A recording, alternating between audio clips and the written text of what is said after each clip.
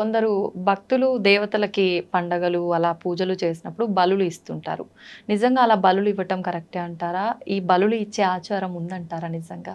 సత్య సనాతన ధర్మం యొక్క సాక్షిగా, వేదాంత ధర్మం యొక్క సాక్షిగా లేదు. హ్మ్.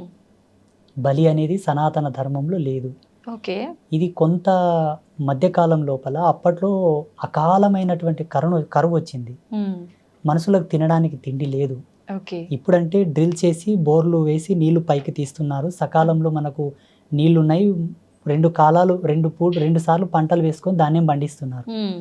అప్పుడు బావులు ఎండుకపోయినాయి, చెరువులు ఎండుకపోయినాయి, నదులు ఎండుకపోయినాయి, వర్షాలు పడలేదు. ఆ! 72 సంవత్సరాలకు ఒకసారి అట్లా కరువు వస్తుందమ్మా. అది కాలం యొక్క ధర్మం. ఓకే. సో అలా వచ్చినప్పుడు ఏమైపోయిందంటే తినడానికి తిండి లేదు. హ్మ్. చనిపోతున్నారు. ఎక్కడ వాళ్ళు అక్కడ ఆకలి కేకలతో చనిపోతున్నారు. ఓకే. ఎవరో ఒక పుణ్యస్త్రీయో ఒక పుణ్యపురుషుడు శరీరంలోకి భగవంతుడు ఆవహించి హ్మ్. ఒక ఆజ్ఞ ఇచ్చాడు. ఓకే. గెట్టలు ఉన్న జీవులని చంపుకొని తినవచ్చు. హ్మ్. నీకు నీవుగా సెల్ఫ్గా చంపొద్దు, నీకు పాతుకం తగులుతుంది కానా, హ్మ్. దాన్ని తెచ్చి నా ముందల జటకా ఇచ్చి దాని గొంతు నా ముందల కోసి పక్కకు తీసుకెళ్ళి తిను.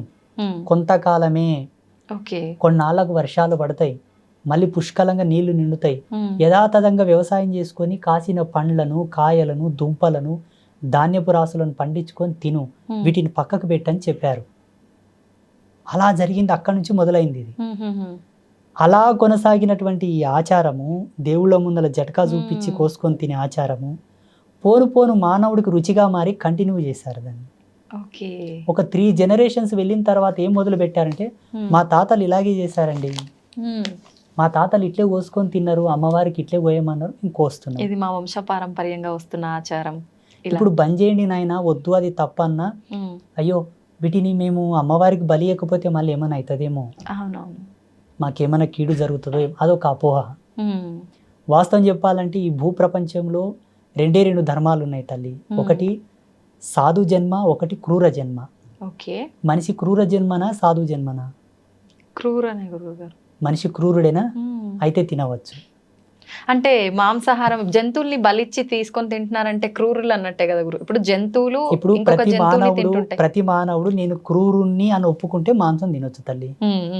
లేదు నేను క్రూరుని కాను, నేను సాధువుని. సాధువుని అంటే మాలాగా కాదు. సాధుత్వం అంటే అర్థం ఏంటంటే ఎవరిని హింసించక, ఎవరిని బాధ పెట్టక, ఎవరి జోలికి వెళ్లకుండా తనకు తానుగా ధర్మంగా బ్రతికే ప్రతి జీవిని సాధువుతో పోల్చవచ్చు. ఇప్పుడు సోకాళ్ళు సాధువు అంటే మమ్మల్ని అనుకుంటుంటారు. నో, సాధుత్వం అనేది అది కానే కాదు. క్రూరత్వం, సాధుత్వం రెండే. క్రూరత్వం ఏంటంటే ఇప్పుడు సింహం ఉంది తల్లి, తన ఆకలే ప్రధానం. అది జింక పిల్లనా, జింకనా, కుంటిదా, గుడ్డిదా, దానికి సంబంధం లేదు. అది నిద్రపోతుందా, పడుకున్నదా, ఏం చేస్తుందో సంబంధం లేదు. వెళ్ళడం, చంపుకోవడం, తినడం, పడుకోవడం. ఇది క్రూర జన్మలకు ఉండేటటువంటి విలువలు. ఇప్పుడు ప్రస్తుత సమాజంలో తన కడుపు కోసం, తన ఫ్యామిలీని మంచిగా సుఖ సంతోషాలతో చూసుకోవడం కొరకు అందరినీ చంపుతాం, పొడుస్తాం, అన్ని ఆకృత్యాలు చేసి మళ్ళీ నా ఇంటికి వస్తామంటే క్రూర జన్మలే. అంతే కదా. ఇప్పుడు మనిషి జన్మకు ఒక ధర్మం ఉంది తల్లి. ఎన్నాళ్ళు బ్రతికినా చలిచీమకైనను అపాయం తలపెట్టకుండా బ్రతుకు, అప్పుడు ఉత్తముడవై భాసిల్లేదవుగా కానీ మనకు శాస్త్రాలు చెబుతా ఉన్నాయి. అట్లాంటప్పుడు సమాజంలో వ్యాపార ధోరణిలో కొందరిని మోసం చేయాల్సి వస్తుంది కదా స్వామీజీ అనుకోవచ్చు. వ్యాపారంలో ఒక 10 రూపాయల ప్రోడక్ట్ని 15 రూపాయలకు అమ్మాలి. అప్పుడే లాభాలు వస్తాయి, వ్యాపారం ఇంకొంత విస్తరణ జరుగుతుంది, 10 మందికి ఉపాధి ఇస్తాం, మీరు కూడా కొంత సుఖ సంతోషాలతో జీవిస్తారు. ఆడ కౌంటర్ మీద కూర్చున్నందుకు వాళ్ళకు కూడా 10 రూపాయల కూలి వస్తుంది. దీనికి ధర్మం ఎప్పుడు నిషిద్ధం చెప్పలే. అది జీవన భృతి. మేకను కోయడం, గొర్రెను కోయడం, కోడిని కోయడం, ఎద్దును కోయడం కాడ వచ్చింది పంచాయతీ. రెండవది ఈ వైన్స్ ఉన్నాయి కదమ్మా, మందు అమ్మే షాప్స్ ఉన్నాయి కదా, ఈడ వచ్చింది పంచాయతీ. మూడవది ఆడపిల్లల మీద అఘాయిత్యాలు చేస్తారు కదమ్మా, ఇది ఒక పెద్ద పంచాయతీ. అందుకే ధర్మం ఏం చెప్పిందంటే త్రిమాకారం వర్జయేద్ సాధు జన్మ పరిపూర్ణత. 3 మద్యము, మాంసము, మగువ. ఈ త్రిమకారాలను గనక వదిలివేస్తే జీవుడు తరించుట తథ్యము. అనగా కంప్లీట్గా నాన్ వెజ్ బంద్ చేయాలి, కంప్లీట్గా ఆల్కహాల్ బంద్ చేయాలి. తనకు వయసు వచ్చి పెళ్లి చేసుకున్న తర్వాత తన భార్యతో తప్పిస్తే అన్య స్త్రీలను మాతృభావంతో చూడు, అప్పుడు నీ జన్మ తరిస్తావు. అలా పాటించిన ఆ ధర్మం చేత నువ్వు పిల్లల్ని కంటే వాళ్ళు పుణ్యాత్ములై పుడతారు, వాళ్ళకు రోగాలు రావు, వాళ్ళకి ఏ గండాలు గణింత్రాలు రావు, వాళ్ళు పుణ్యాత్ములై పుడతారు. ఇప్పుడు ఎంతమంది చేస్తున్నారు, ఎంతమంది పుడుతున్నారో మీరు ఆలోచించాలి. ఇంకా ఇది ఇప్పుడు కాదు, శాస్త్ర వాంగ్మూలం ఏర్పడ్డప్పటి నుంచే ఉంది మనకు, కొన్ని లక్షల సంవత్సరాల క్రితమే. అప్పుడున్న శాస్త్రం ఎవరు పాటిస్తున్నారు, ఇప్పుడు ఎందుకు ఇంత కర్మాత్ములై పుడుతున్నారు? మరి సబ్జెక్ట్ ఈజ్ అవాయిడ్ కంప్లీట్లా. అంటే సత్యాన్ని పక్కన పెట్టారు, అవాస్తవం తెచ్చి ముందల పెట్టారు ఇప్పుడు మార్కెట్లో. సోకాళ్ళు సిద్ధాంతులు కూడా ఇప్పుడు మేము పంచమాకారాలు చేస్తాం అమ్మవారికి, పంచమకారాలతోనే మేము పూజ చేస్తామని ఈ మధ్యలో చాలా వీడియోస్ వచ్చినాయి మనకు. సిద్ధాంతులే, బ్రాహ్మిన్సే చాలా మంది. కానీ ఈ వాస్తవంగా ఋషి వాటి పంచమకారాలను ఎందుకోసం తీశాడన్న జ్ఞానం వాళ్ళకి ఇంకా తెలియదు. మైథున క్రియ, మాంసము, మద్యము, ముద్ర, ఈ పంచమకారాలతోనే మేము సాధన చేస్తామని చెప్తున్నారు ఈ మధ్యలో వీడియోలు. వాటి యొక్క ప్రతిపాదన ఎందుకు చేశాడు ఋషి అనే జ్ఞానం వాళ్ళకి కనీసం కూడా లేదు ఇప్పుడు. ఇలా ఉంది ఇప్పుడు. సిద్ధాంతులు కెమెరాల ముందు చెప్పిన తర్వాత సామాన్యుల పరిస్థితి ఏంటి? భగవద్గీతలో కృష్ణ పరమాత్మ చెప్పాడు, ఉత్తముడు దేనిని ఆచరిస్తాడో ఇతరులు కూడా దాన్ని ఆచరిస్తారని. ఇక్కడ జనాలది ఏం తప్పు లేదు తల్లి, పెద్దలది తప్పు అంతా. అలాంటి స్వామీజీలది, పండితులది. అంటే వాళ్ళు కూడా చెప్తుంటారు కదా గురువుగారు, మేము ఎంచుకున్న మార్గంలో మాకు నేర్పిన గురువులు ఈ ప్రకారంగానే నేర్పారు అని కొంతమంది చెప్తూ ఉన్నారు కదా. అలా నిజంగా ఏ శాస్త్రంలో అయినా ఉంటుందా అలాంటి విద్య? లేదు. నేను ఒక ఎగ్జాంపుల్ చెప్తానమ్మా. పంచమాకారాలో ఒకటి ఏంటంటే మైథున క్రియ. ఈ మైథున క్రియని వీళ్ళేమనుకుంటున్నారంటే ఒక స్త్రీని దేవత ముందల పెట్టుకొని సంభోగించి సాధన చేస్తే మాకు పవర్స్ వస్తాయి అనుకుంటారు. కానీ ఏ ధర్మం లేకుండా అకారణంగా ఒక స్త్రీని తాకకూడదట. మళ్ళీ ఇదే ధర్మం ఇంత నియమం చెప్పింది, ఇలా ఎలా చెప్తుంది చెప్పండి?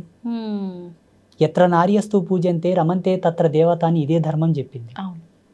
ప్రతి స్త్రీని మాతృభావంతో చూడమని ఇదే ధర్మం చెప్పింది. ఇంతటి ఆకృత్యానికి అఘాయిత్యానికి ధర్మం ఆజ్యం పోయదు. ఇక్కడ మైథున క్రియ అంటే జ్ఞానార్థం, భావార్థం, తత్వార్థం ఏంటంటే జీవుడు కుండలియందు మైథునం చేయాలి, అంతర్ముఖులై, బహిర్ముఖంగా కాదు. అంతర్ముఖ మైథున క్రియ అనగా మూలాధార చక్రమునందు స్రవించేటటువంటి జీవుడిని శాస్త్రారమునందు కలుపుటయే మైథునము. ఇదంతా కూడా కుండలిని సాధన. ఈ పంచమకారాలు, ఈ త్రిమకారాలు అన్ని కూడా కుండలిని సాధన. వ్యవహారంలో ఇప్పుడు అందరూ కుండలిని యోగా చేయలేరు కదా తల్లి, అందరికి సాధ్యం కాదు కదా. చేయలేని వాళ్ళకి ఏంది ఆల్టర్నేట్ అంటే వీటిని వదిలిపెట్టండి, మీరు చేసిన రిజల్టే పొందుతారు. అంతర్ముఖంగా మీరు ఇది రమించకపోయినా బహిరంగంగా వీటి జోళ్ళకి వెళ్ళకండి. మగవా సాంగత్యం వదిలేసి నీ సహధర్మచారిణితో సుఖపడుతూ అన్య స్త్రీలను గౌరవించు. మాంసం వదిలివేయి, అది పాపం. మద్యం వదిలివేయి, అది కర్మ. నీ ముద్రాలోలిత్వంతో జీవించే జీవనం భగవంతుడి యొక్క పాదాలకి అంకితం కావాలిగా, అన్య ప్రదేశంలో కాకూడదు.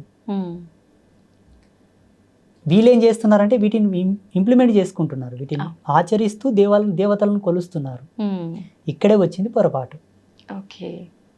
ఇవన్నీ పాపాలు అయినప్పుడు భగవంతుడు వీటన్నిటిని ఆపే ప్రయత్నం ఎందుకు చేయట్లేదు అంటారు గురువుగారు? భగవంతుడి ఆజ్ఞ లేనిదే ఏదైనా జరగదు అంటుంటారు. ఇవన్నీ ఆయన ఆజ్ఞ లేనిదే జరుగుతుందంటారా?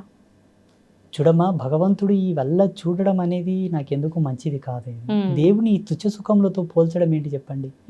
దేవుడి వల్ల ఆపాలనా, ఆపకూడదా? ఈ వల్ల ఒక అతీతమైన శక్తి దేవుడు.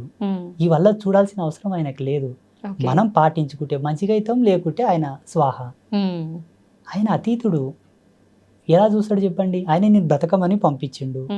నువ్వు ధర్మంగా బ్రతికితే సుఖ సంతోషాలతో జీవిస్తావు, లేదు పాపంతో బ్రతుకుతా అంటేనేమో నీ కష్టాల్లో నువ్వు పోతావు. ఆయన వల్ల ఆపాలే, మమ్మల్ని బాగా చేయాలనేది ఏమి ఉండదు ఆయనతో. ఈ ప్రకృతిని కంట్రోల్ చేస్తాడు, నీకు అనుకూలంగా నడిపిస్తాడు, నిన్ను పుట్టిస్తాడు, నీకు ప్రాణం పోస్తాడు, నీకు అన్నీ సమకూరుస్తాడు. అప్పుడు ఎలా బ్రతుకుతావు, ఎలా జీవిస్తావు అది నీపైన ఆధారపడి ఉంటుంది. మళ్ళీ నీ వెనకాల పట్టుకొని నీవు ఇలా నడువు అలా నడవని నేను ఆపరేట్ చేయడం ఏంటి చెప్పండి? నాకు అర్థం కాదు. ఒక కంపెనీ యాజమాన్యం మనకు ఒక కార్ తయారు చేసి ఇస్తుంది, ఒక BMW, ఆడి, బెంజ్. ఆయన తయారు చేసి ఇస్తాడు, కానీ మన పక్కన కూర్చొని డ్రైవ్ చేస్తూ మనకు అన్నీ చూపెట్టాడు కదమ్మా. మనము దాని భద్రతా భావంతో నడుపుకొని ట్రాఫిక్ రూల్స్ పాటిస్తూ స్పీడ్ లిమిట్ కంట్రోల్లో నడుపుకుంటూ వెళ్తే గమ్యం చేరుకుంటాం. లేదు నేను 100 స్పీడ్ వెళ్ళాక 200 స్పీడ్ వెళ్తా, బ్రేక్ ఏనంటే గుద్దుకుంటాం, పడతాం, అంతే.